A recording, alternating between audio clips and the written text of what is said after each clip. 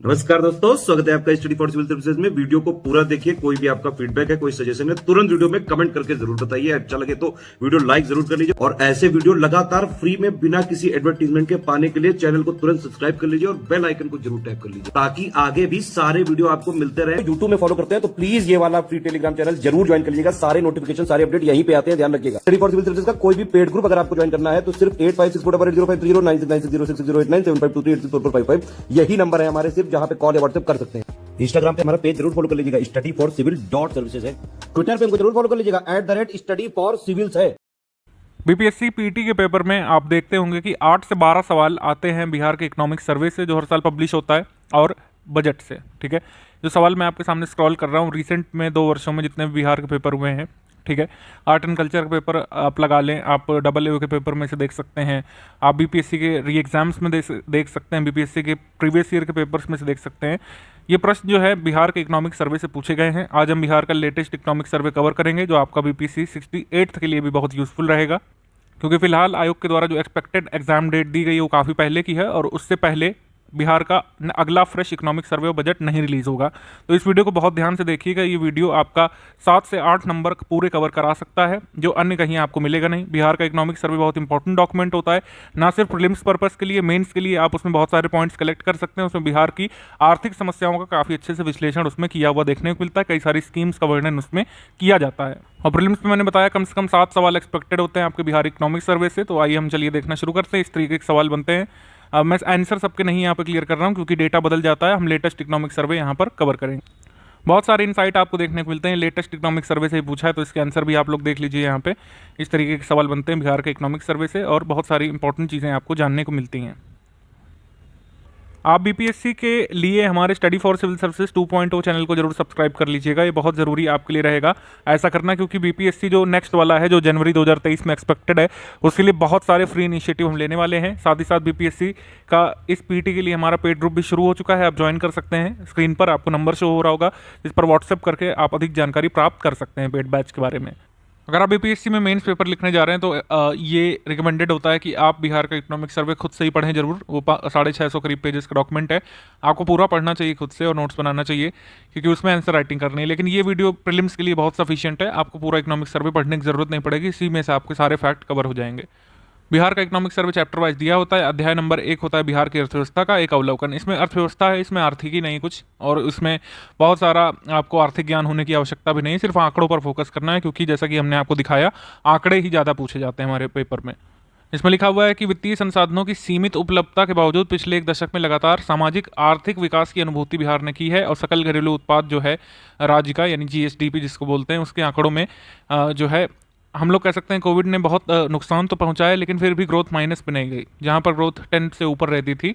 आर्थिक कारणों की वजह से, कोविड के नकारात्मक प्रभाव के कारण भी सिर्फ जो है इसमें करीब इतनी दर्ज की गई, मतलब करीब जो है 10 से ऊपर चल रही थी, 10-11, लेकिन इतने ज़्यादा नकारात्मक वृद्धि, यानी कि कुल मिलाकर ग्रोथ निगेटिव जाने के बावजूद भी यहाँ पर जीएसडीपी में जो वृद्धि दर्ज की गई है वो 2.5% है। ये ध्यान रखिएगा, ये फिगर डायरेक्टली पूछा जा सकता है। जो भी हाईलाइटेड चीज़ें हैं उसके नोट जरूर बनाते हुए चलिएगा, बाकी मैं आपको बताता हुआ चलूँगा ही। वर्तमान कीमतों पर बिहार का जीएसडीपी जो है वो कितना है, 618.63 हज़ार करोड़ रुपए। ये फिगर आपको लर्न करना है ऐसा का ऐसा ही, ये आ चुका है। 65th में मैं अगर बात करूं तो जीएसडीपी पूछी गई थी वर्तमान कीमतों पर, ठीक।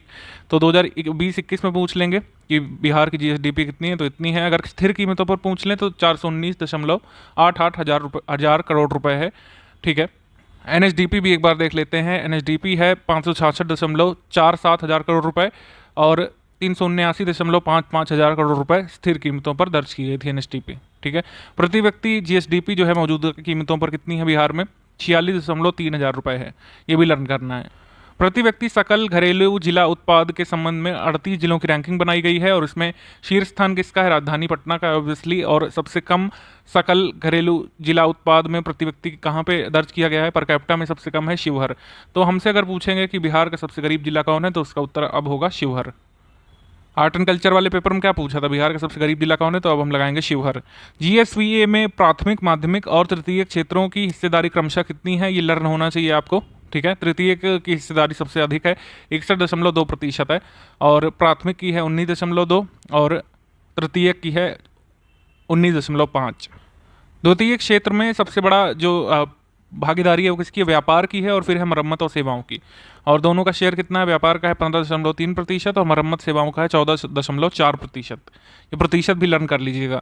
विभिन्न संकेतक हैं सामाजिक आर्थिक विकास के, उसमें एक है कि कहाँ पर पेट्रोलियम की खपत सबसे ज़्यादा है। प्रति 1000 व्यक्ति में पेट्रोलियम की खपत में दो सबसे समृद्ध जिले हैं पटना और मुजफ्फरपुर, और जो है प्रति व्यक्ति छोटी बचत के संदर्भ में सबसे जो समृद्ध जिले हैं वो पटना और सारण। इतना काफ़ी है। सभी सूचकों की रैंकिंग पर समग्रता से विचार करने के बाद हम देखेंगे कि अपेक्षाकृत विकसित जिले कौन कौन से हैं। राजधानी है, बेगूसराय है, मुजफ्फरपुर है, शेखपुरा है, और वहीं सबसे पिछड़े जिले हैं अररिया, शिवहर, बांका, किशनगंज और पश्चिमी चंपारण। अब वृद्धि कितनी कितनी दर्ज की गई है अलग अलग क्षेत्रों में बिहार में? तो 2.3%, द्वितीयक की 6.4% और तृतीयक की 6.7%। अध्याय 2 है राज्य वित्त। राज्य वित्त में यहाँ पर नहीं कवर करूंगा क्योंकि इसका हमने सेपरेट वीडियो दे रखा है बिहार बजट का 2022-23 का। उसमें देखिए, उसमें सारे फैक्ट कवर करा दिए गए हैं जो एग्जाम के लिए जरूरी हैं, ठीक है।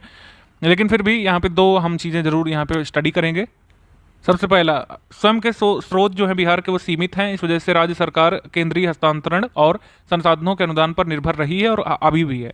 यह हस्तांतरण ज़्यादातर वित्त आयोग की सिफारिशों के अनुसार होते हैं। 15वें वित्त आयोग के अनुसार 2020-21 के लिए अपनी रिपोर्ट प्रस्तुत की थी। उसमें कहा था कि वर्ष 2020-21 के लिए केंद्र के कुल साझा संसाधन पूल में बिहार का हिस्सा 9.67% से बढ़कर 10.06% हो गया है। ये भी पूछा गया था, ठीक है। बीपीएससी का जो री एग्जाम पेपर हुआ था 66 वाला, उसमें पूछा गया था। उसके बाद राज्य सरकार ने सकल घरेलू राज्य उत्पाद के प्रतिशत के बतौर सकल राजकोषीय घाटा को सफलतापूर्वक स्वीकार्य सीमा के भीतर रखा है। ये आगे नहीं बढ़ा है, जो स्वीकृत सीमा उसी में है। कितना है ये हमने बजट में डिस्कस किया है, इसको यहाँ पर ओवरलैप नहीं करेंगे। राज्य सरकार की कुल बकाया देनदारी जो है वो कितनी है? ये यहाँ पर 2,27,196 करोड़ रुपए, और बकाया देनदारी जो सकल घरेलू उत्पाद यानी जीएसडीपी की है वो कितने % है देनदारी? ये है 36.7%। ये पूछ सकते हैं डायरेक्टली फिगर कि बिहार में जो देनदारी है वो जीएसडीपी का कितना % बनाती है? वो है 36.7%। अध्याय 3 बहुत बड़ा है, ये कृषि और संबद्ध क्षेत्रों का है और इससे एग्जाम में क्वेश्चन भी काफ़ी आते हैं। कई सारा डेटा आपको लर्न करना पड़ेगा। बिहार के जीएसवीए में कृषि और संबद्ध क्षेत्रों का योगदान कितना? 19% है, ठीक। और 2019-20 में सकल फसल क्षेत्र कितना था? 72.97 लाख हेक्टेयर था और फसल सघनता 144% थी। 19-20 में ध्यान रखिएगा, ये 19-20 ऐसा नहीं समझिएगा कि पुराना आंकड़ा है। लेटेस्ट जो हमारा इकोनॉमिक सर्वे है उसी में लिखा हुआ है और वहीं तक अपडेटेड है। 2019-20 में सकल सिंचित क्षेत्र कितना था? 54.35 लाख हेक्टेयर। हर खेत तक सिंचाई का पानी, ये 7 निश्चय 2 जो है, ये जो सरकार का है उसका एक अग्रणी कार्यक्रम है। ये 7 निश्चय का सेकेंड फेज है, उसमें आया था हर खेत तक सिंचाई का पानी, और राज्य सरकार का अग्रणी कार्यक्रम है। राज्य में लक्ष्य है कि खेती वाली सारी जमीन को सुनिश्चित की जाए सिंचाई। अब आपके सामने सवाल होगा कि 7 निश्चय को कब शुरू किया गया था? तो ये आंसर आप कमेंट करके बताएंगे, बल्कि जब हमने बजट डिस्कस किया था हमने बताया था, और जब बिहार करंट का वीडियो आएगा तो फिर से हम 7 निश्चय फर्स्ट फेज और सेकंड फेज को मिला के डिस्कस करेंगे। अब यह बताने की कोशिश करिए, ये कृषि भूमि पैटर्न दिया हुआ है, ठीक है। ये इकोनॉमिक सर्वे की पिक है, हमने यहाँ पर कट करके इसको लगाया है। ये आंकड़े आपको लर्न होने चाहिए, ठीक है। पड़ती भूमि कितनी है, वन कितने हैं, 6.6% हैं। बहुत ज़रूरी है, ये ध्यान रखना आपका। एटलीस्ट ये 3 डेटा ध्यान रखिएगा, शुद्ध बुआई क्षेत्र और पड़ती भूमि और वन क्षेत्र कितने हैं। बिहार में बाढ़ प्रभावित क्षेत्र कितना है? 16.5% ही लेटेस्ट अपडेटेड यहाँ पे मिल रहा है, इसको याद रखिएगा। बाढ़ का जिक्र नहीं है इकोनॉमिक सर्वे में, तो मैंने बता दिया आपको अलग से। और इसके अलावा बाकी सारी चीज़ें हम बताएंगे अभी आपको आगे। एक फैक्ट और आपके सामने क्लियर करना है, बिहार में अधिसूचित वन क्षेत्र के बारे में नहीं दिया हुआ है बिहार की ऑफिशियल आईएसएफआर में, तो ये 7.1 है अभी भी, इसको एज इट इज़ आपको लर्न करना है। जल जीवन हरियाली अभियान के तहत पारंपरिक स्रोतों को बहाल किया जाता है, नए जल स्रोतों का सृजन किया जाता है, जल संग्रहण और भंडारण संरचनाओं का विकास किया जाता है जल जीवन हरियाली अभियान के तहत। मक्का और गेहूं का उत्पादकता में उपलब्धियों के लिए 2 जनवरी 2020 को कृषि कर्मण पुरस्कार मिला था। ये बीपीएससी 66 में पूछा था, ठीक है, री एग्जाम वाले में भी और ओरिजिनल एग्जाम में भी। वर्ष 2020-21 में मछली का रिकॉर्ड उत्पादन हुआ था, 6.83 लाख टन हुआ था। मछली के उत्पादन में अग्रणी जिले कौन से, हम आगे अभी बताएंगे आपको। सकल सिंचित क्षेत्र सब सर्वाधिक जो है ये कितना था ये तो नहीं ध्यान रखने की आवश्यकता होगी, लेकिन रोहतास में सर्वाधिक था, ध्यान रखिएगा। और सबसे कम शिवहर में था। नहरों से सिंचित सर्वाधिक क्षेत्र कहाँ पे है? ये भी रोहतास है, ये भी ध्यान रखना है आपको। नलकूपों से सर्वाधिक सिंचित जिला कौन सा है? समस्तीपुर है, ठीक। और उसके बाद सीतामढ़ी कटिहार है। राज्य सरकार कृषि की उत्पादकता और किसानों की आमदनी बढ़ाने के लिए कृषि रोड मैप के तहत जो है अनेक योजनाओं का क्रियान्वयन करती रही है। हमसे पूछा अभी एग्जाम में कि जो ये कृषि रोड मैप है ये कब से शुरू हुआ है, तो वर्ष 2008 से, ध्यान रखिएगा। राज्य सरकार जो है जैविक पट्टी बना रही है, कितने जिलों में? 13 जिलों में बनाया जा रहा है। 17,000 एकड़ से भी अधिक फसल क्षेत्र के लिए जैव C1 प्रमाण पत्र जारी किया गया है।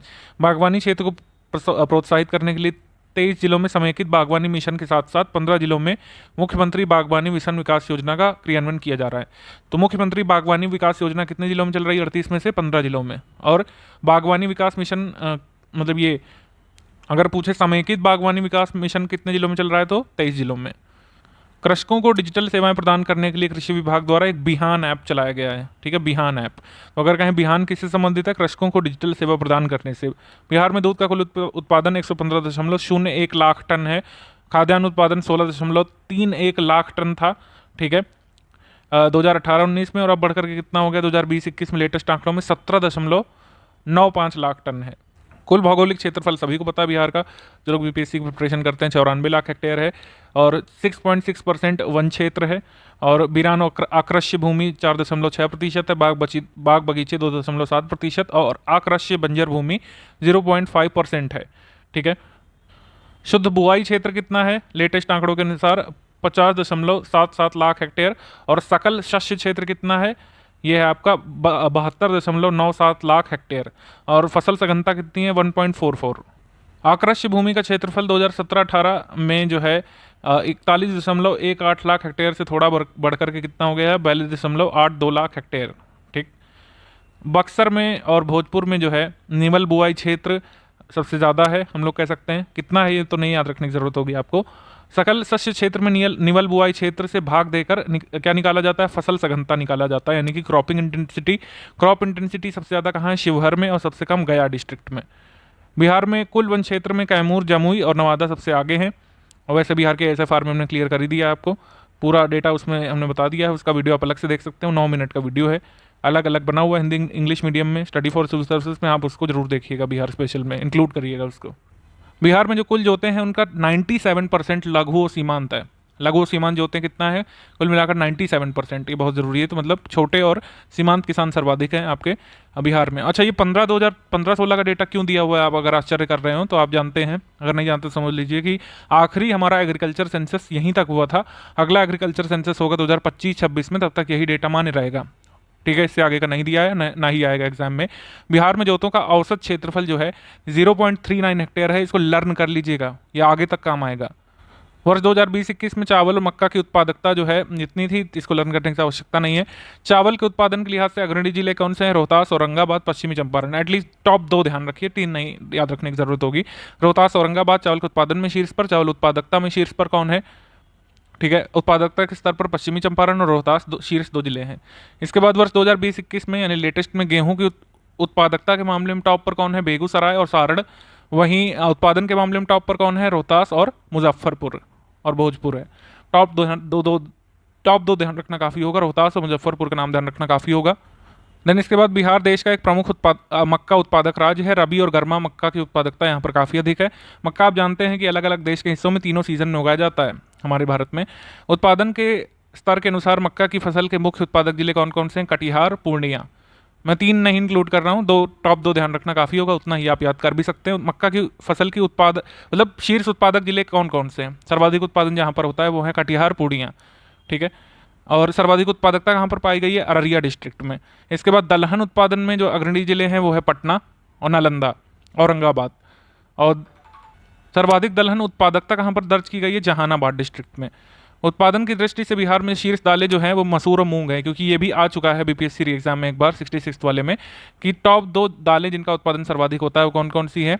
उस समय दूसरी थी, इस समय मसूर और मूंग है, ध्यान रखिएगा। ये डेटा बड़ा मुश्किल से मिला है, पूरा इकोनॉमिक सर्वे में 10 मिनट इसको खोजना पड़ा था।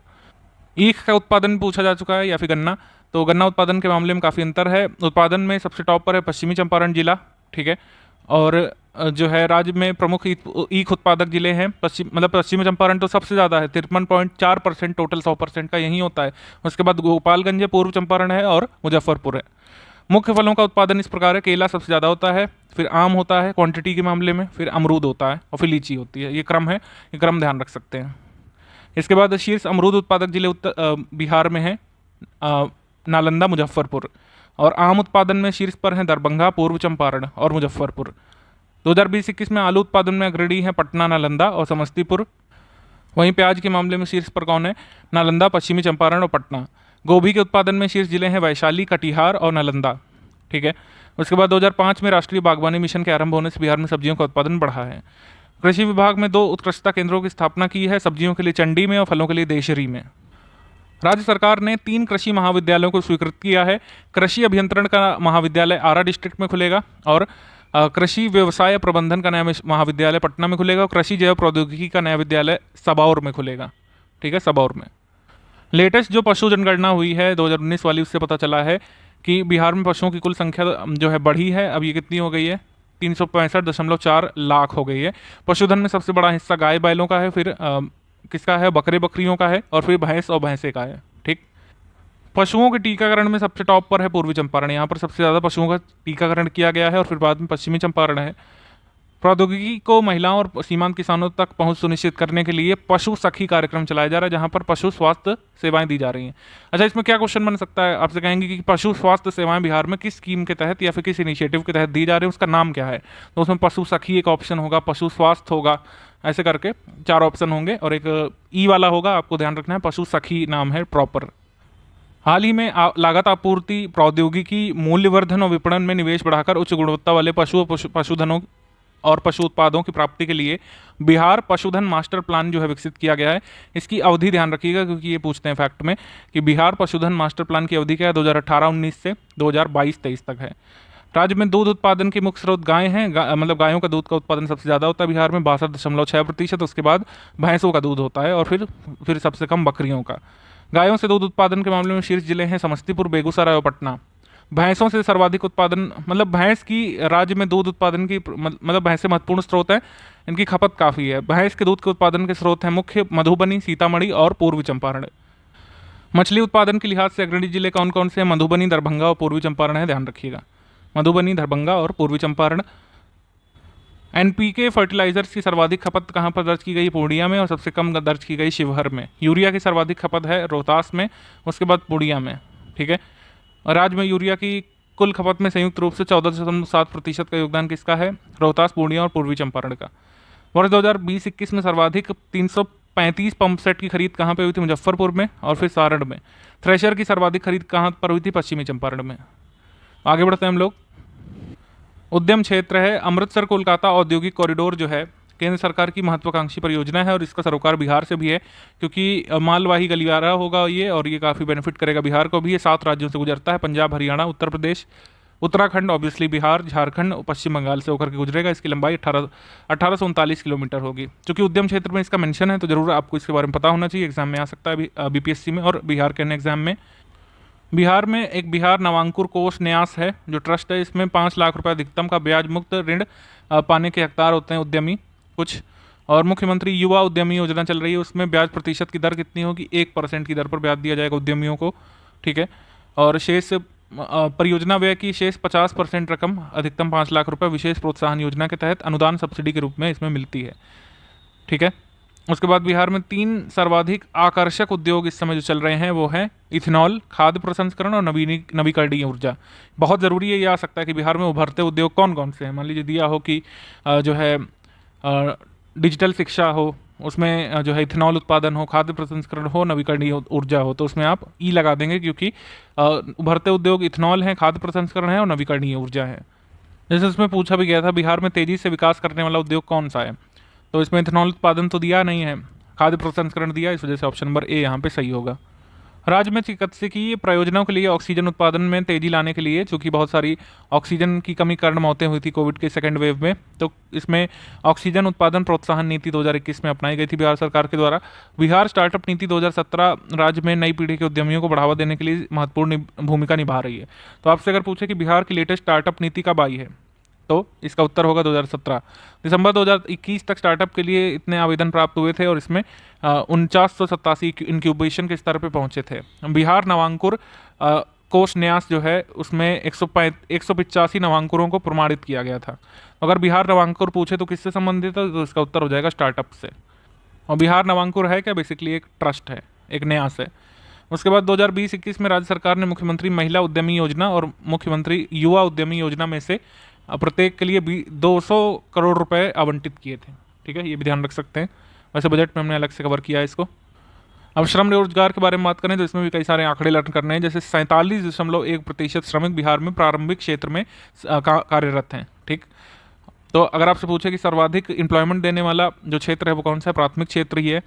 और राष्ट्रीय स्तर पर प्राथमिक क्षेत्र में कितने लोग लगे हैं इस इकोनॉमिक सर्वे के हिसाब से 43.7%। सबसे कम लोग जहाँ पर प्राथमिक क्षेत्र में कार्यरत है वो तमिलनाडु है राज्य, फिर हरियाणा है, फिर पंजाब है। ठीक, द्वितीय क्षेत्र में यानी मैन्युफैक्चरिंग सेक्टर में बिहार में जो है 23.9% लोग कार्यरत हैं। बिहार में श्रम सहभागिता दर कितनी है, 42.5% है।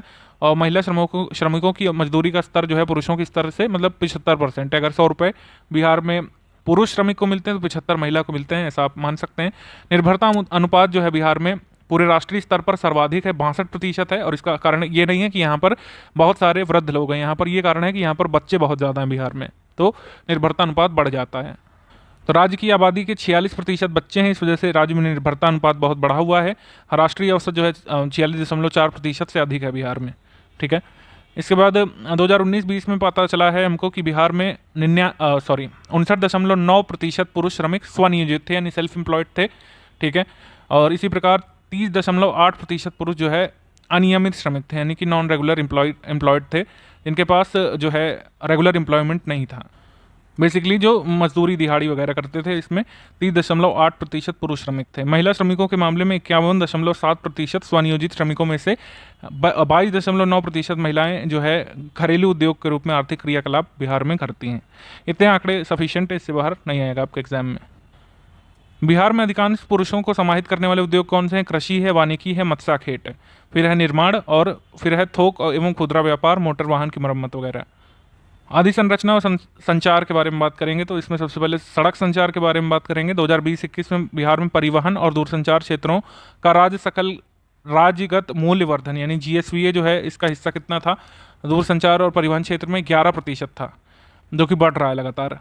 तो प्रति 1000 वर्ग किलोमीटर भौगोलिक क्षेत्रफल पर 3086 किलोमीटर का पथ घनत्व यहाँ पे दर्ज किया गया था।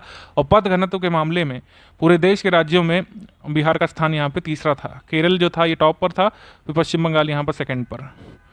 और 1.64 लाख किलोमीटर पक्की सड़कों वाला बिहार इस सड़क नेटवर्क की घनत्व माफ़ कीजिएगा लंबाई के मामले में देश में इसका स्थान 10वां था।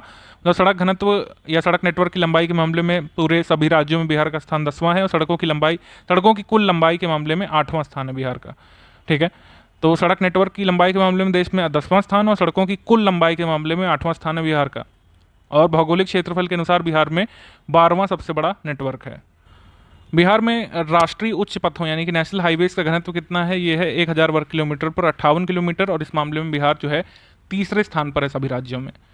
विगत 3 वर्षों में जो है विभाग को 5 राष्ट्रीय पुरस्कार प्राप्त हुए हैं। जैसे सर्वोत्तम नगर बस सेवा पुरस्कार 2018 मिला था। 2019 एक्चुअली कोविड-19 के समय शहरी परिवहन में नवाचार पुरस्कार 2020 में, जो हमने आपको बताया भी था, यह आया था करंट अफेयर में।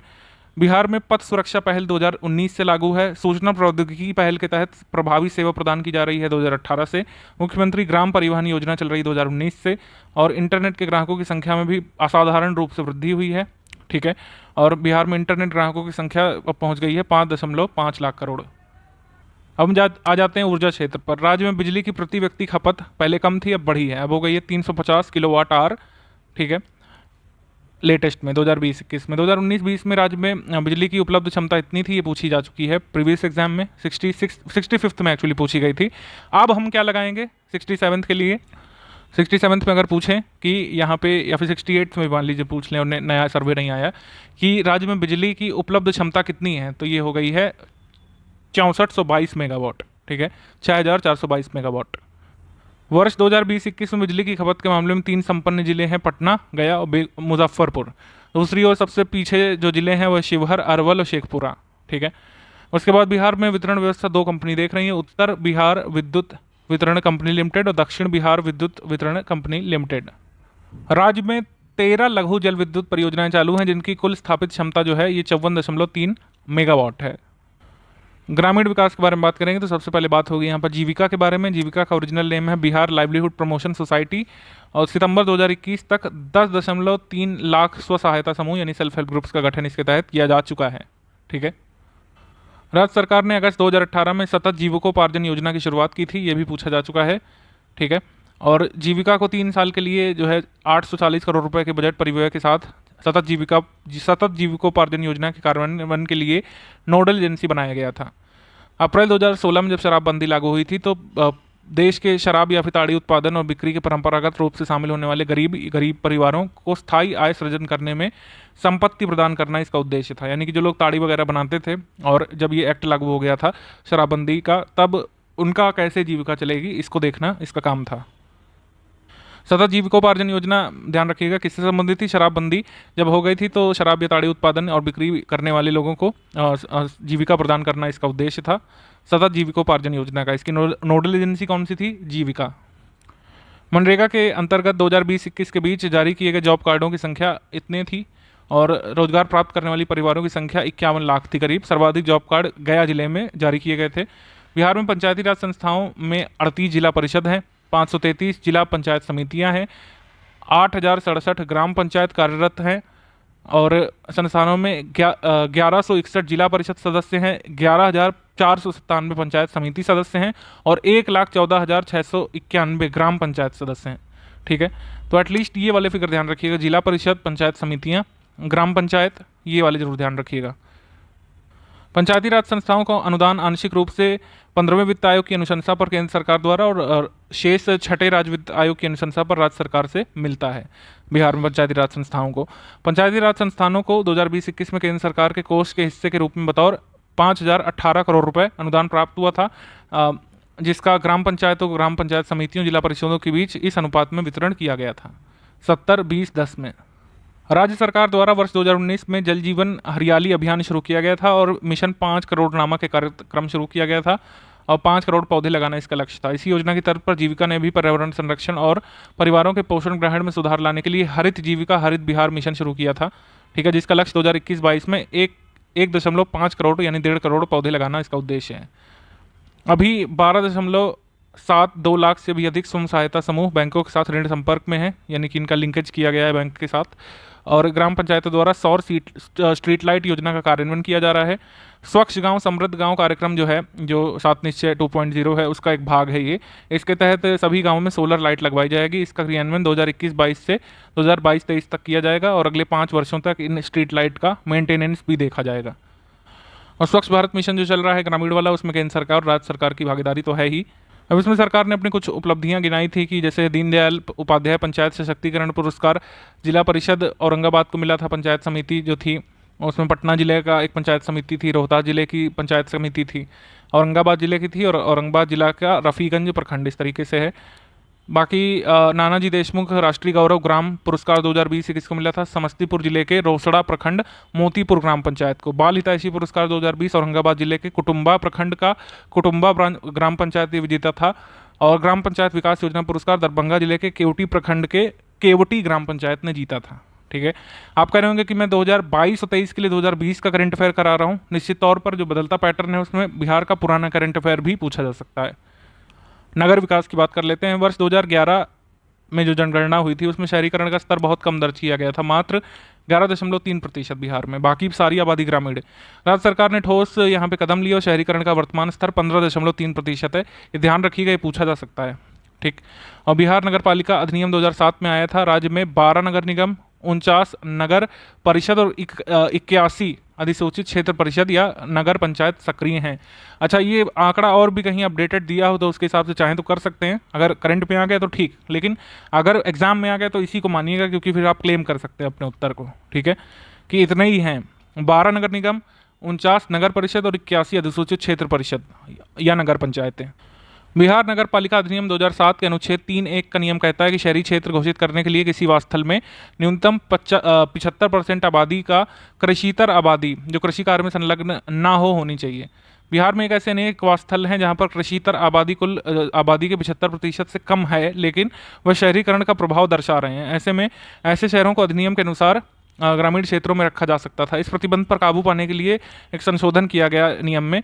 बिहार नगर पालिका अधिनियम 2020 को प्रख्यापित किया गया और कहा गया कि अनुच्छेद 3 के उप अनुच्छेद 1 में दूसरे प्रावधान में संशोधन किया जाए, क्योंकि कई ऐसे सारे क्षेत्र हैं बिहार में जहाँ पे वास्थल में ऐसा नहीं है कि 75% से ज़्यादा ही लोग कृषितर क्षेत्रों में कार्यरत हैं, उससे कम है, लेकिन कई सारे नगर होने के और फीचर शो कर रहे हैं। इस वजह से अब इसको 75% की बाध्यता को घटा करके कितना कर दिया गया था, 50% कर दिया गया था कि अगर 50% से अधिक लोग बिहार के किसी वास्थल में कृषितर क्षेत्र यानी कृषि के अलावा किसी अन्य क्षेत्र में कार्यरत हों, उसको नगर का दर्जा दिया जा सकता है।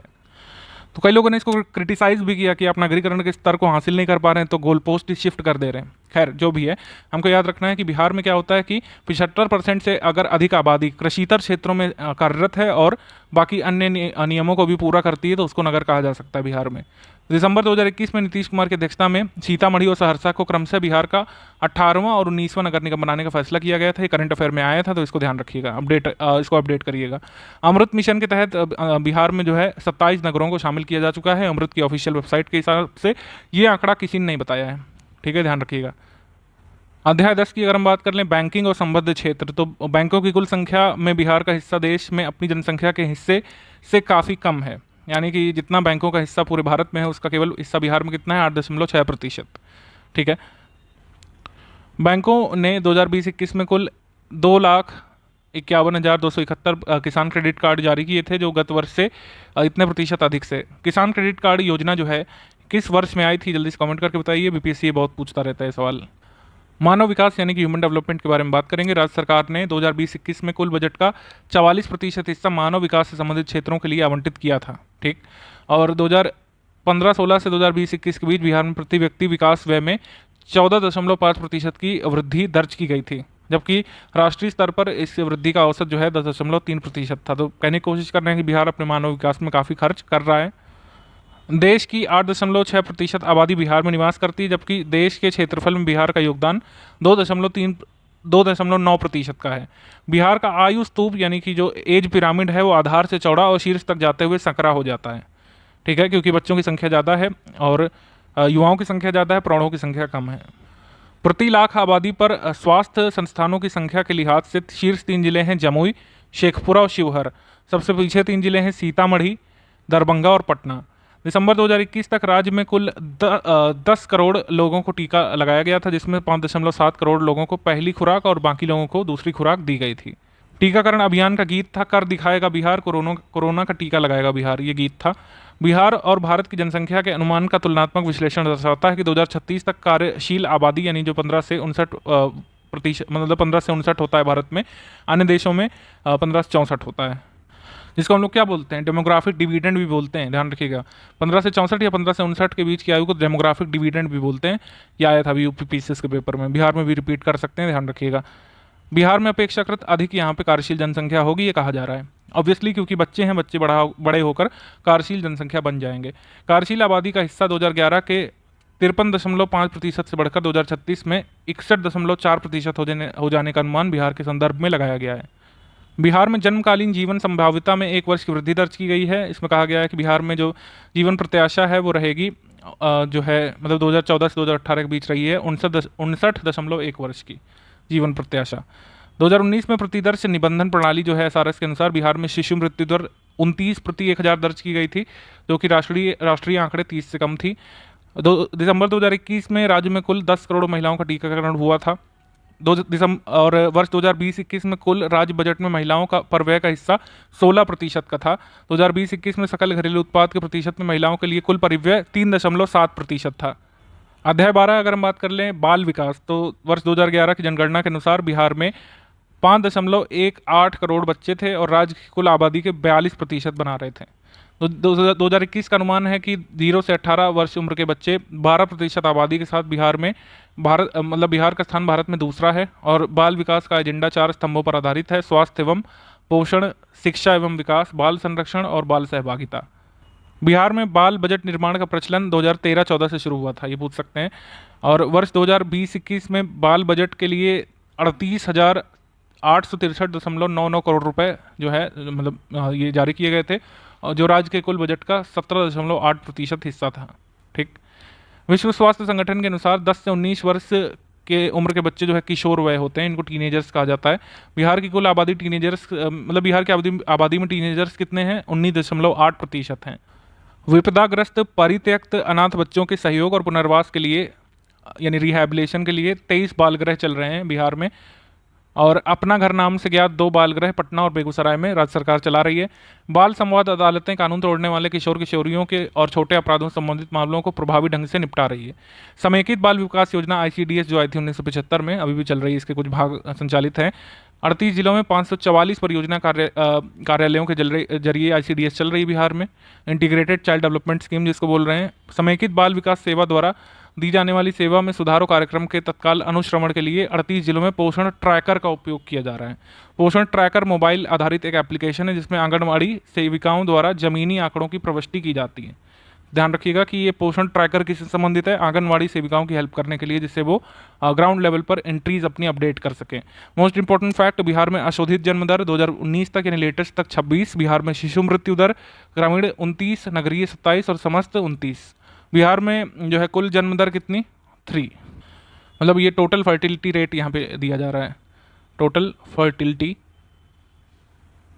रेट ये है बिहार में 3 है, जबकि रिप्लेसमेंट लेवल फर्टिलिटी 2.1 होती है, जिसको भारत अचीव कर चुका है ऑलरेडी। अब पर्यावरण, जलवायु परिवर्तन और आपदा प्रबंधन देखेंगे। बिहार में ये कितनी वर्षा होती है, ये होती है 138.5 सेंटीमीटर या फिर 1385 मिलीमीटर। ये लेटेस्ट है, इसको याद रखना है आपको। औसत वर्षा दर्ज की गई थी। किशनगंज में सर्वाधिक औसत वार्षिक वर्षा होती है, जहानाबाद जिले में सबसे कम होती है। वर्ष 2020 में सर्वाधिक वर्षा जो है किशनगंज में हुई थी और सुपौल में इतनी हुई थी और पश्चिमी चंपारण में इतनी हुई थी। सबसे कम कहाँ पे दर्ज की गई थी, अरवल में। कब, वर्ष 2020 में। इसके बाद जो तड़ित यानी कि आकाशीय बिजली होती है, इसके पूर्व चेतावनी प्रणाली के अंत के तौर पर इंद्र वज्र नामक एक मोबाइल ऐप विकसित किया गया है, जिसमें लाइटनिंग की चेतावनी दी जाएगी। समुदाय को 20 किलोमीटर के दायरे में बिजली गिरने के बारे में 40 मिनट पहले सूचना मिल जाती है इंद्र वज्र मोबाइल ऐप से। बिहार पर्णपाती साल वनों के मामले में समृद्ध है और मुख्यतः रोहतास, औरंगाबाद, कैमूर, नवादा, जमुई, मुंगेर, बांका और गया जैसे दक्षिणी जिलों में पाए जाते हैं। क्या पाए जाते हैं बिहार में? पर्णपाती साल वन। वहीं उत्तरी मैदान में पश्चिमी चंपारण जिले में घने आर्द्र पर्णपाती वन पाए जाते हैं। ये पूछा जा चुका है, ध्यान रखेंगे इसको। 10% से अधिक शिखर घनत्व और 1 हेक्टेयर या अधिक क्षेत्रफल वाली वनाच्छादित भूमि को वनाच्छादन माना जाता है ISFR में, चाहे उसकी कानूनी स्थिति कुछ भी हो। इसके बाद भारतीय वन स्थिति रिपोर्ट 2021 के अनुसार राज्य के कुल भौगोलिक क्षेत्रफल में वनाच्छादन और वृक्षाच्छादन का संयुक्त प्रतिशत कितना था? 10.3%। ठीक है, केवल वनों की बात कर लें तो 6.6% है, पता है आपको। और बिहार का कुल वनाच्छादन कितना था, ये वर्ग किलोमीटर में अगर हम देखें तो 7380.79 वर्ग किलोमीटर था। और एक्चुअली वनाच्छादन 6.6 बिहार इकोनॉमिक सर्वे ने दिया है, लेकिन ISFR के हिसाब से बिहार का कुल वनाच्छादन जो है वो इतना है, कितना है? 7.84% है, ना कि 6.6। इसको थोड़ा ध्यान रखिएगा एक बार, ठीक। ISFR के हिसाब से कितना है? 7.84%। राष्ट्रीय वनीकरण कार्यक्रम के तहत बांका, मुंगेर, रोहतास जिलों में जो है काफ़ी पौधे लगाए गए हैं, ये कहा गया है। इसमें बिहार के माननीय मुख्यमंत्री द्वारा पटना विश्वविद्यालय में राष्ट्रीय डॉल्फिन अनुसंधान केंद्र का उद्घाटन किया गया था और इसका मुख्य लक्ष्य डॉल्फिन की अनुवांशिकी पर अनुसंधान करना था। जमुई जिले में 2020-21 में महावीर जैव विविधता पार्क का उद्घाटन किया गया था। बिहार में आपदा जोखिम न्यूनीकरण रोड मैप जो 2015 से 2030 जिसकी अवधि है, इसमें आपदा जनित जोखिमों में कमी और जोखिमों के प्रबंधन के लिए दिशा निर्देश दिए गए हैं। ये 15 वर्षीय जोखिम आपदा न्यूनीकरण रोड मैप है। इसमें कृषि और मत्स्य पालन जैसे महत्वपूर्ण क्षेत्रों में, खासकर बाढ़ के दौरान आपदा में कमी कैसे की जाए, इसका यहाँ पे अवधारणा विकसित की गई है। 2020-21 में बिहार में कृषि जनित सकल राज्य घरेलू उत्पाद में वानिकी और काष्ठ उत्पादन का लगभग 7.9% का योगदान था। जल जीवन हरियाली मिशन के तहत 2020-21 में 3.92 करोड़ पौधे लगाए गए थे। ठीक है, उसके बाद राजगीर के नेचर सफारी पार्क का उद्घाटन बिहार के मुख्यमंत्री जी द्वारा 26 मार्च 2021 को किया गया था। 2020-21 में बाढ़ के कारण राज्य के कुल 19 जिले प्रभावित हुए थे। बिजली गिरने से 40 मिनट पहले चेतावनी देने के लिए इंद्रवज्र मोबाइल ऐप विकसित किया गया, आप जानते हैं। बिहार में कृषि जलवायु क्षेत्र कितने हैं? ठीक है, 1, 2, 3 है। नॉर्थ ईस्ट है, नॉर्थ वेस्ट है, साउथ ईस्ट और साउथ वेस्ट है। ठीक है, अब इनके यहाँ पे फीचर्स दिए गए हैं, तो इनको एक बार थोड़ा ध्यान से देखिएगा आप। अभी क्वेश्चन पूछा गया था WO के पेपर में कि which of the following agro climatic zones of Bihar produces maximum makhana. मखाने का सर्वाधिक उत्पादन कहाँ पे होता है? तो ये नॉर्थ ईस्ट एलुवियल प्लेन में होता है, ध्यान रखिएगा। बी यहाँ पे सही उत्तर है।